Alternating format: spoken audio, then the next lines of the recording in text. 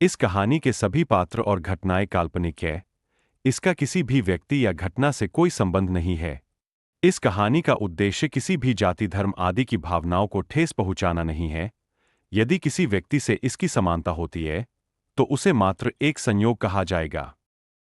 दुआ ऑटो से निकलकर फिर से इधर-उधर देखने लगी और बड़बड़ाते हुए खुद से ही बोली, कोई तो ऐसा मिल जाए जो हमें ये रोड क्रॉस करवा सके।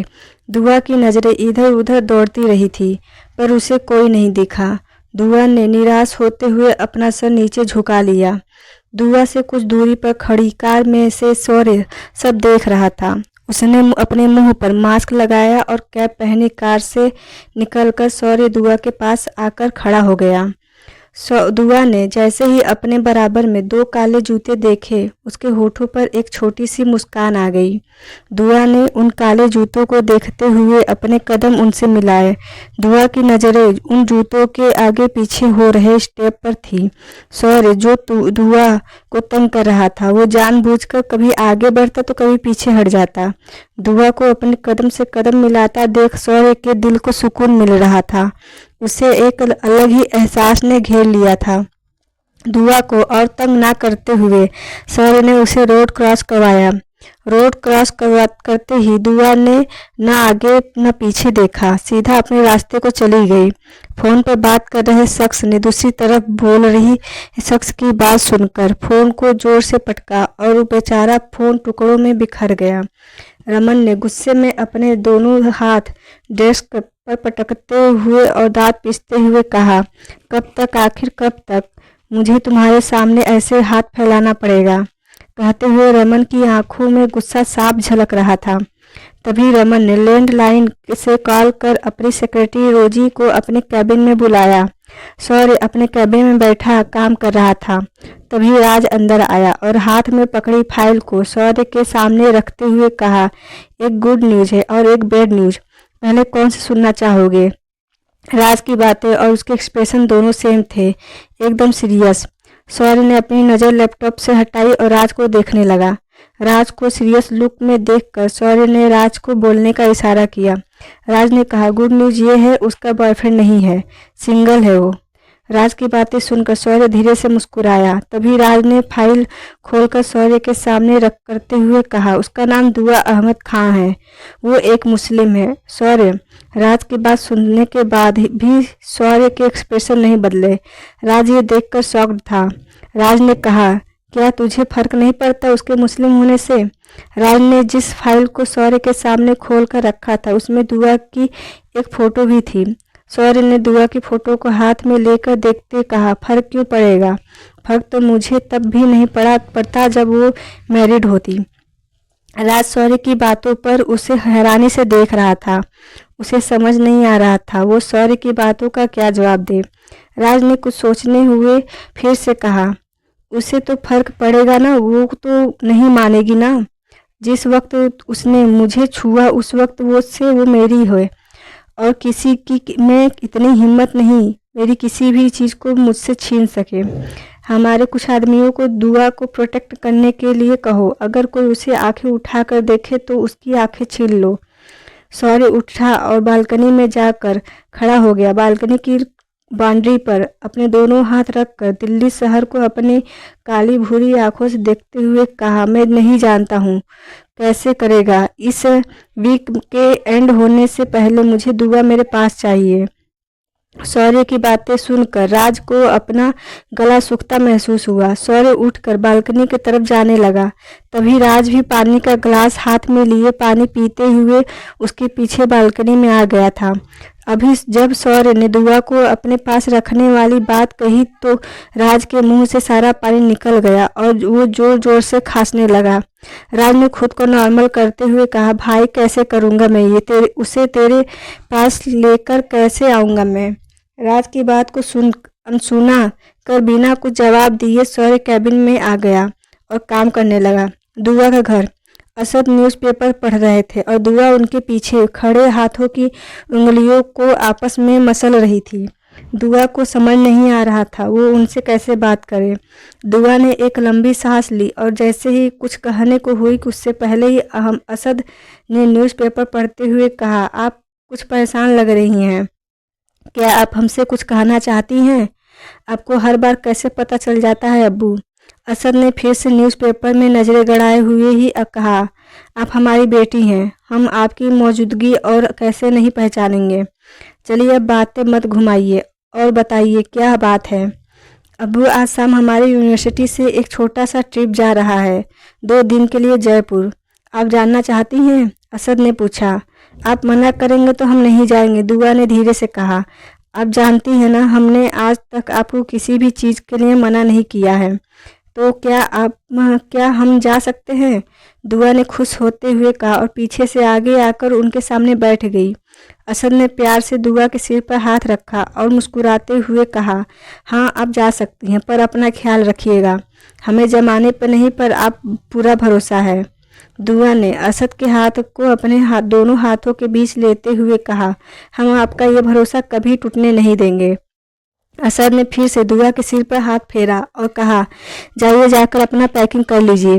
अपनी पैकिंग करते हुए दुआ मन ही मन मुस्कुरा रही थी। 2 शैतान आंखें जो दुआ को घूर रही थी। दुआ इस बात से अनजान थी। आपा, आप तो अकेले अकेले घूमने जा रहे हो, मुझे भी जाना था। आरव ने अंदर आते हुए मुंह बनाते हुए कहा, क्यों तुम्हारे स्कूल वाले क्या नहीं भेज रहे हैं तुम्हें कहीं जो तुम हमारे साथ जाना चाहते हो? क्या आपा, मैं आपका छोटा भाई हूँ, थोड़ा तो हमारे बारे में सोचो। आरव ने फिर से मुंह बनाते हुए कहा, आप हमें अपने साथ नहीं ले जा सकती, पर कुछ ला तो सकती हैं ना हमारे लिए। आरव की बातों पर दुआ ने कहा, बताओ क्या चाहिए आपको? हमारे लिए कुछ अच्छा सा लेकर आना, कुछ ऐसा जो हमें अपने सभी फ्रेंड्स को दिखा सके। आपको पता है, अनुज की अप्पा मुंबई से उसके लिए न्यूज टाइपेड लेकर आई थी, उसके लिए ऐसा कुछ आप हमारे लिए ले आना। हम मुंबई नहीं जयपुर जा रहे हैं, वहाँ से हम सिर्फ तुम्हारे लिए एक ही चीज़ ला सकते हैं। दुआ ने जवाब दिया, क्या ऊँट? क्या ऊँट? हम ऊँट का क्या करेंगे? उसे तो हम स्कूल भी नहीं ले जा सकते। औरों ने मुंह बनाते हुए कहा। तो दुआ ने उसे पीछे से गले लगाते हुए कहा, हमारे छोटे भाइयाँ और हमारे क्राइम पार्टनर, तुम टेंशन मत लो, हमें जो अच्छा लगेगा हम तुम्हारे लिए ले आएंगे। चलो अब हंस भी दो, थोड़ा सा हंस दो। बोलते हुए दुआ आरव को गुदगुदी करने लगी। शाम हो गई थी और सब यूनिवर्सिटी के पार्किंग में बस में बैठे रहे थे। दुआ को छोड़ने असद उसके साथ आए थे। बस में चढ़ते हुए दुआ ने एक नज़र असद को देखा, वो दुआ को बाइक कर रहे थे। दुआ ने भी अपना एक हाथ हिला दिया। कुछ ही देर में बस दिल्ली से बाहर जा चुकी थी। पूरी रात का सफ़र था तो सब खूब एंजॉय कर रहे थे। दुआ विंडो सीट पर बैठी थी और बाहर देख रही थी। ठंडी हवा दुआ के चेहरे को छू रही थी। दुआ को बहुत हल्का सा अच्छा फील हो रहा था और दुआ की आँख कब लग गई उसे पता ही नहीं चला। बस एक ढाबे पर जाकर रुकी। रात के 12 बजे रहे थे। तभी दुआ दुआ दुआ उठना यार, कितना सोएगी, कहते हुए ईसा ने दुआ को जगाया। दुआ जो नींद के समुद्र में गोता लगा रही थी, अपनी अर्ध खुली आंखों से ईसा को देखा और नींद में ही बोली, सोने देना यार, पिछले 2 दिनों से तुम दोनों ने सोने नहीं दिया हमें। होटल पहुंचकर मन भर के सो जाना, पर अभी उठ जा यार, देख पूरी बस खाली हो गई है, चल हम भी चलकर कुछ खा लेते हैं। आयशा की बातों पर दुआ ने कहा, तुम दोनों जाकर खा लो, हमें नहीं खाना। दुआ की बातों पर दोनों ने उसे ज़बरदस्ती उठाया और दुआ को मजबूरन उनके साथ जाना पड़ा। दुआ बस ये बाहर तो आ गई, पर नींद ने उसका पीछा नहीं छोड़ा। नींद में चल रहे दुआ के पैर पत्थर से टकरा गए और दुआ गिरने लगी। तभी 2 बाजू मजबूत हाथों ने दुआ को थाम लिया। नींद से भरी दुआ की आंखें गिरने के डर से खुल गई। दुआ ने अपने ऊपर झुके चेहरे को देखा और खुश होते हुए कहा, थैंक्स यार मोहित, तुमने हमें गिरने से बचा लिया। तुम चाहो तो मैं हमेशा तुम्हें ऐसे ही संभालता रहूँगा। मोहित की बातों दुआ ने सुनी, पर उसे कुछ समझ नहीं आया तो वो सीधा वॉशरूम चली गई। मुंह धोने तक उसकी नींद से भरी आंखें खुल सके।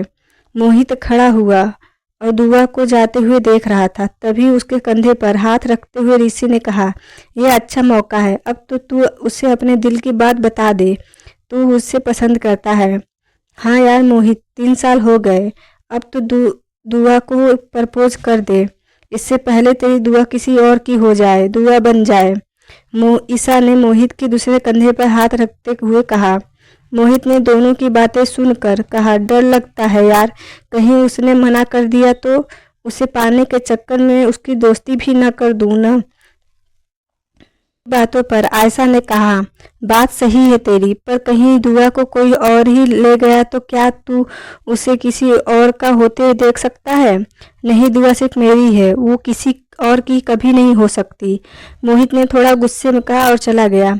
दिल्ली में शौर्य के एक हाथ में सिगरेट और दूसरे हाथ में दुआ की तस्वीर थी। शौर्य बालकनी में बैठा था। उसने दुआ की तस्वीर से नजर हटाई और चांद को देखते हुए बोला, तुम दुआ हो, तुम्हें मांगते सभी हैं, पर तुम आई सिर्फ मेरे लिए हो। जिस पल तुमने मुझे छुआ उसी पल तुम मेरी हो गई।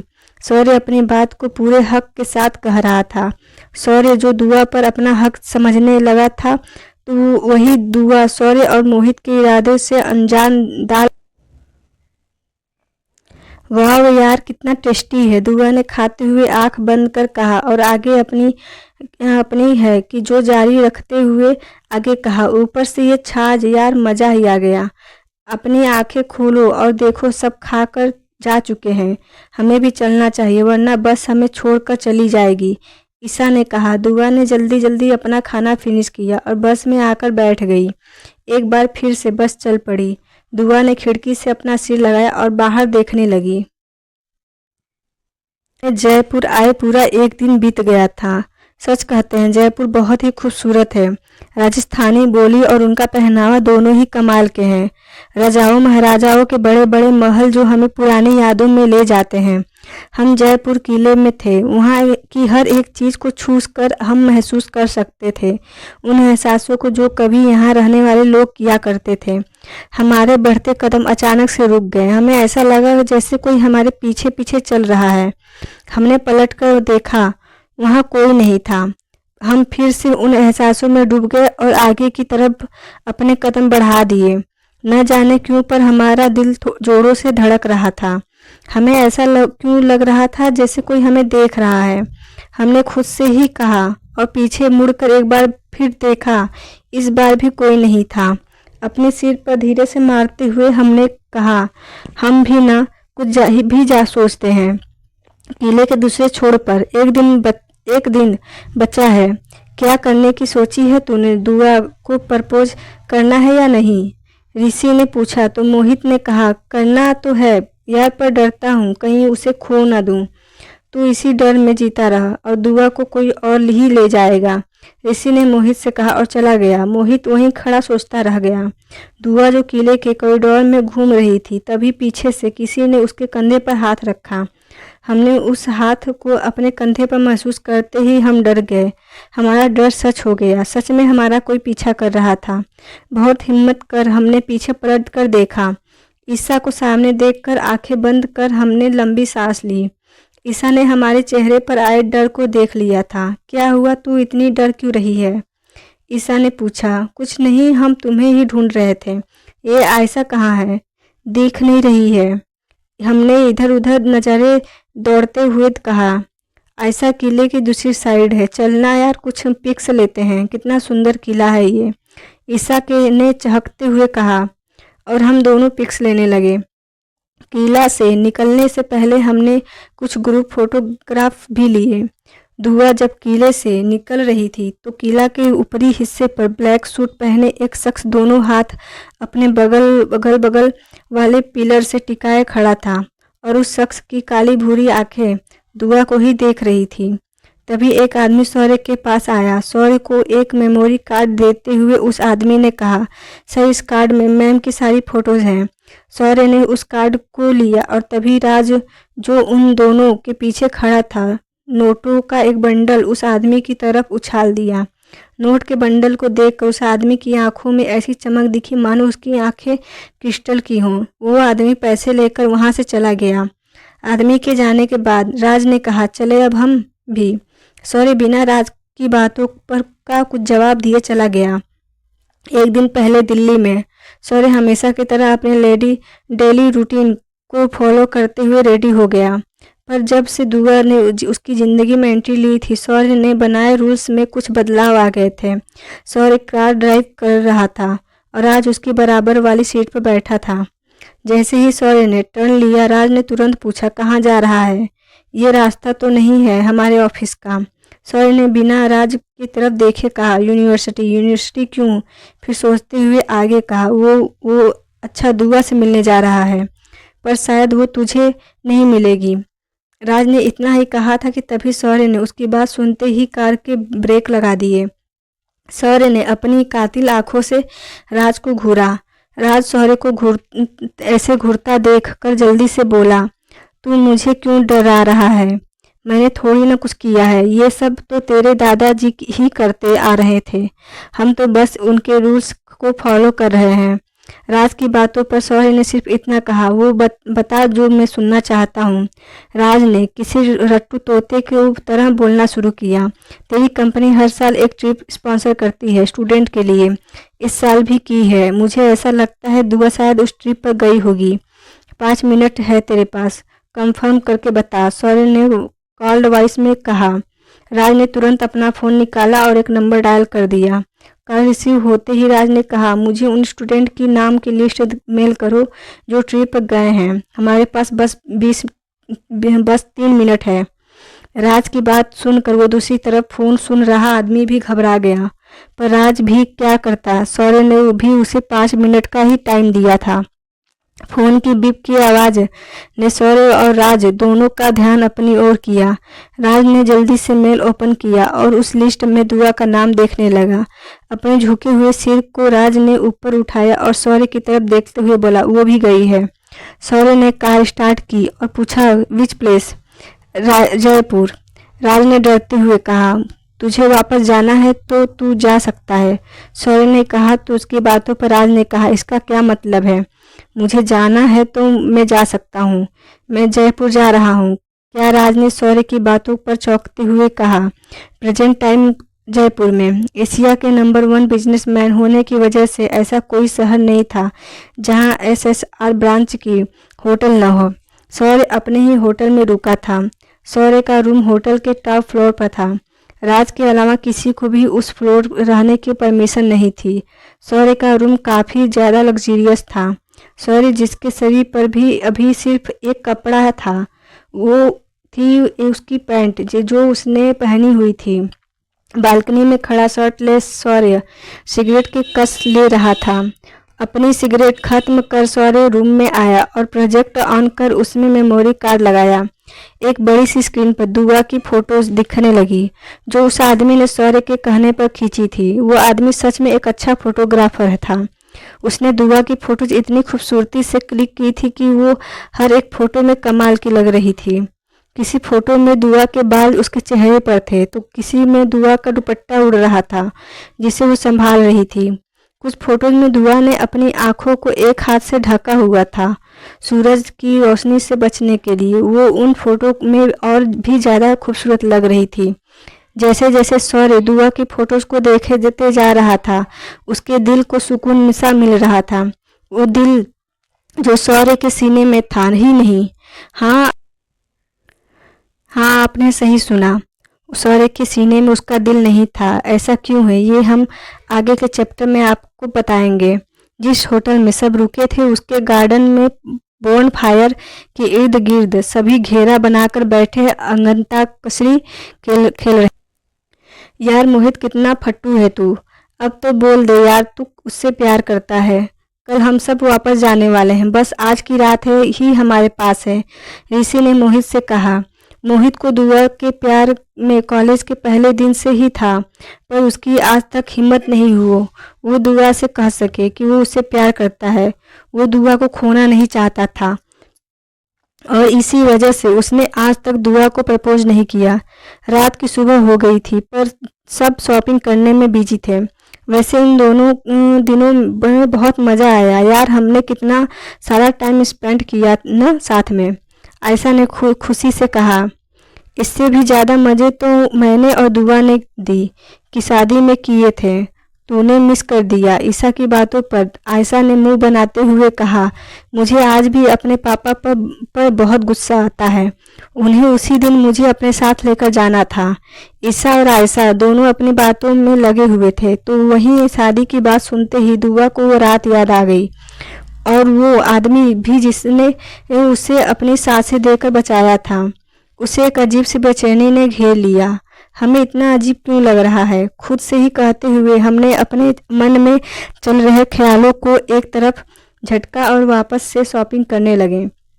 शॉपिंग के बाद घूमना और होटल वापस आने से पहले भी शॉपिंग करने में टाइम कब बीत गया पता ही नहीं चला। थके हारे हम 5 वापस अपने होटल पहुँचे, जहाँ वो सभी बाकी स्टूडेंट के साथ रुके थे। होटल पहुंचकर हमें पता चलता है कि हमारी बस 1 घंटे पहले ही दिल्ली के लिए निकल चुकी है। यार ऐसा थोड़ी होता है, हमें छोड़कर कैसे जा सकते हैं? वो बस सब, ईशा ने चिल्लाते हुए कहा। ऋषि और मोहित दोनों ड्राइवर और प्रोफेसर के कांटेक्ट करने की कोशिश में लगे थे। अब क्या करेंगे हम? आयशा ने दोनों हाथ सिर पर रखते हुए कहा। हम तो खुद सोच में डूबे हुए थे। अब क्या होगा, कैसे हम सब जाएंगे? हम सभी अपना अपना बैग लिए होटल के लॉन में खड़े थे। तभी आयशा ने चिल्लाते हुए कहा, गाइस वहाँ देखो। हम सभी आयशा ने जिस तरफ उंगली पॉइंट की थी वहाँ देखने लगे। ये तो SR हैं, मोहित ने कहा। हाँ, देखने में से तो वही लग रहे हैं, ऋषि ने कहा। क्या हम इनसे हेल्प ले? वैसे भी ये हमारे कॉलेज के मेन ट्रस्टी हैं, ईशा ने कहा। कोशिश करके देख सकते हैं, हमने कहा। तभी आयशा ने कहा, वो हमें तो नहीं पहचानते पर तुझे पहचानेंगे दुआ। तू प्लीज़ जाकर उनसे बात करना। हम कैसे बात करें उनसे? हमें थोड़ी ना पहचानेंगे वो। नहीं यार, तुझे पहचान जाएंगे। तुझे उन्होंने गिरने से भी बचाया था 2 दिन पहले। हमारे बार बार मना करने पर भी ईशा और आयशा ने दोनों ने ज़बरदस्ती हमें धक्का देकर आगे कर दिया। सॉरी सर, अपनी कार के पास खड़े फ़ोन पर किसी से बातें कर रहे थे। उनसे कुछ दूरी पर एक और शख्स खड़ा था। हम डरते हुए उनके पास गए और उनके पीछे खड़े हम उनके कॉल कट होने का इंतज़ार करने लगे। करीब 5 मिनट तक खड़े रहने के बाद वो कॉल कट करके पीछे मुड़े। उनका चेहरा और 2 रंग वाली आँखें देखकर हम तो भूल ही गए हमें बोलना क्या था। उन्होंने सावलिया नज़रों से हमें देखा और खुद से ही पूछा, हु आर यू? उनका इतना कहना था कि हम अपनी कंजी आँखों को बढ़ाकर उन्हें देखने लगे और फिर हमने तिरछी नज़रों से दोनों को घूरा, जो हमें देखकर दांत दिखा रही थी। एक्सक्यूज़ मी, मैं आपसे कुछ पूछ रहा हूँ। आपको कौन है और मेरे रास्ते में ऐसे क्यों खड़ी हैं? सौर्य जानबूझकर दुआ को न पहचानने का नाटक कर रहा था, जबकि ये सब सौर्य का ही किया धरा था। सर, आपको याद है आप 2 दिन पहले एक कॉलेज में गए थे फंक्शन अटेंड करने? हमने उन्हें याद दिलाते हुए कहा। हाँ, ये याद है, सौर्य ने कहा। हमने उन्हें सारी बातें तो दी और अभी जिस प्रॉब्लम के हम फंस गए थे वो भी बता दिया। उससे कुछ दूरी पर खड़ा राज सौर्य और दुआ की बातें सुनकर हैरानी से मुंह खोले सौर्य को देख रहा था और उसे देखकर मन ही मन बोला, क्या एक्टिंग करता है ये? ऐसे तो बिजनेसमैन नहीं, एक्टर होना चाहिए। दुआ ने हाथों से इशारा कर अपने दोस्तों को आने के लिए कहा।